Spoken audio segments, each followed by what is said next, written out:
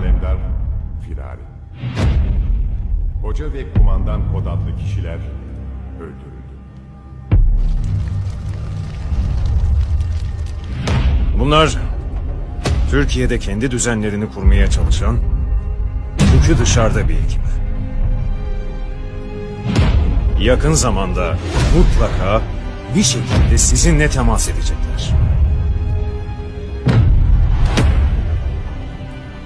Zaaflarınızı kullanmaya çalışacaklar.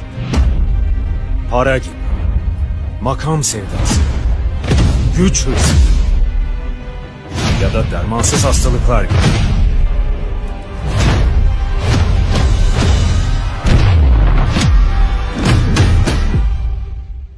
Eğer size gelen olursa, siz de bana geleceksiniz.